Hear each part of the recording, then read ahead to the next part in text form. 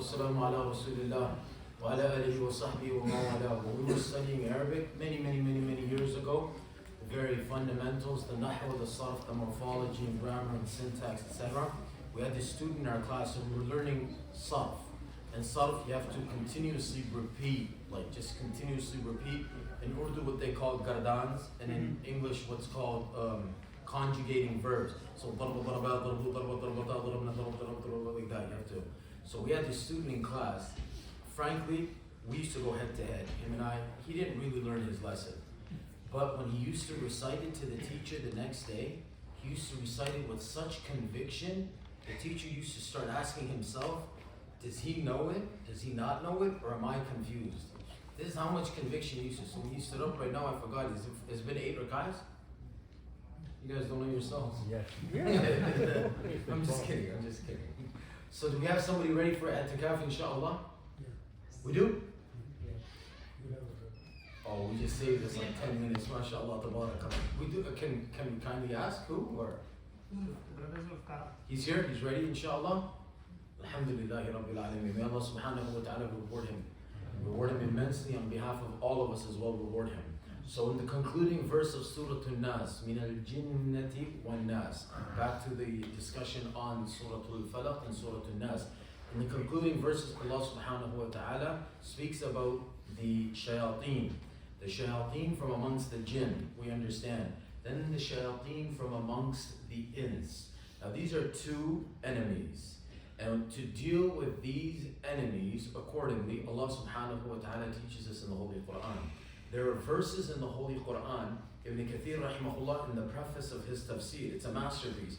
Every mufassir that obviously put together the commentary of the Holy Quran did so according to their own style. His style was to use the ahadith of the Prophet ﷺ that correlate with the meanings of the verses of the Holy Quran.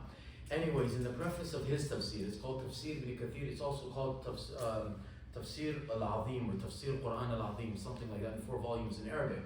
He mentions there the different verses of the Holy Quran where Allah subhanahu wa ta'ala teaches us how to deal with the shayateen al-ins and then the shayateen al-jinn. And there is a theme, there is a commonality in all 3 sets of these verses. So one, some of these verses are familiar. One, خُذِ الْعَفْوَ وَأْمُرْ بِالْعُرْفِ وَأَعْرِضْ عَنِ الْجَاهِلِينَ. When working, when having to deal with the shayateen, the devils that are disguised as human beings. When dealing with them, Allah subhanahu wa ta'ala teaches us, خُذِ الْعَفْوَ, forbearance. وَأْمُرْ بِالْعُرْفِ, enjoining them, bidding them, encouraging them to do what's right, to do what's good. وَأَعْرِضْ عَنِ الْجَاهِلِينَ, and if they're ignorant, ignore them. But Allah subhanahu wa ta'ala tells us in the following verse how to deal with the shayateen al-jinn. وَإِمَّا يَنزَغَنَّكَ مِنَ الشَّيْطَانِ نَزْغٌ فَاسْتَعِذْ بِاللَّهِ إِنَّهُ سَمِيعٌ عَلِيمٌ. But that's how you dealt with the shayateen from the humankind. As for shaitan, the devil, if he strikes you, if you're struck in with any strike from the shayateen of the jinn, the shaitan, there's no way you can overpower. You're not going to be able to. There's no being nice, there's no flattering him, there's no forbearance, tolerance, compassion, mercy, nothing. This is not a human being. Straight, Allah subhanahu wa ta'ala tells us, فَاسْتَعِذْ بِاللَّهِ. For this battle, you're going to need Allah subhanahu wa ta'ala's divine protection. For if we're not protected, nobody. Number one. The second set of verses where Allah subhanahu wa ta'ala tells us how to deal with the shayateen al-ins and then the shayateen al-jinn. Allah subhanahu wa ta'ala said, idfa' billati hiya ahsanu as-sayyi'ah. Nahnu a'lamu bima yasifun. Repel evil with that which is better. When dealing with the shayateen al-ins, human beings, you never know. They said about Umar ibn Khattab radiyallahu anhu, the second greatest human being in the ummah of Muhammad sallallahu alayhi wa sallam is Umar ibn Khattab radiyallahu anhu, and there's no question about it.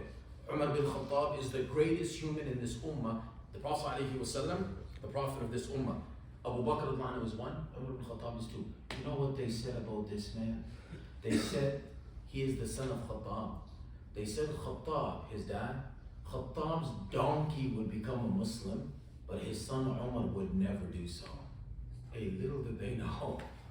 Little did they know. He's buried next to the one buried next to the Prophet ﷺ.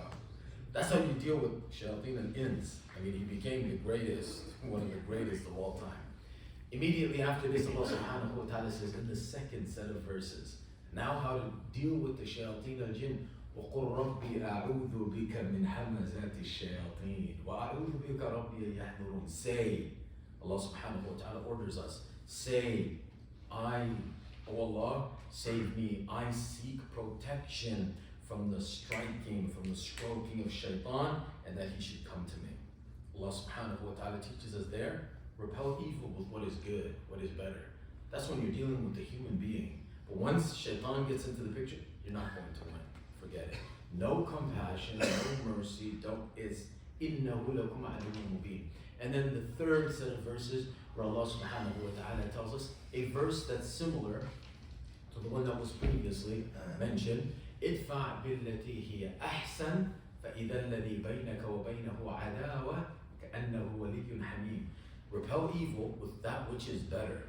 And it may just be that the one with whom you had mutual hatred becomes your friend. I met an individual at a conference in Toronto in the winter, on occasion, who had intended and actually executed on authoring a book against the Prophet Muhammad sallallahu alaihi wasallam.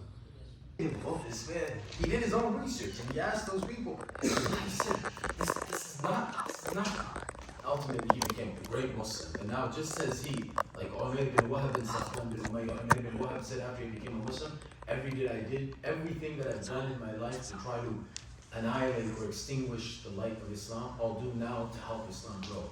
And Allah subhanahu wa ta'ala tells us also in the third set of verses how to deal with shaitan, very similar to the first set. وَإِمَّا يَنْزَغَنَّكَ مِنَ الشَّيْطَانِ نَزْغٌ فَاسْتَعِذْ بِاللَّهِ إِنَّهُ هُوَ السَّمِيعُ الْعَلِيمُ. In the first set, إِنَّهُ السَّمِيعُ الْعَلِيمُ, and here, إِنَّهُ هُوَ السَّمِيعُ الْعَلِيمُ. If any striking from shaitan comes to you, seek Allah subhanahu wa ta'ala's forgiveness, for we will not be able to defeat him. There's no compassion, kindness, and when dealing with yes, when we deal with the human beings, sure. And we encourage them, forbid them. This is, by the way, level one of dealing with them. Then, of course, if that doesn't work, we ultimately resort to something else. But no, number three, third set of verses, when it comes to shaitan, we will not be able to defeat him. We ask Allah subhanahu wa ta'ala to make it easy for us. Ameen.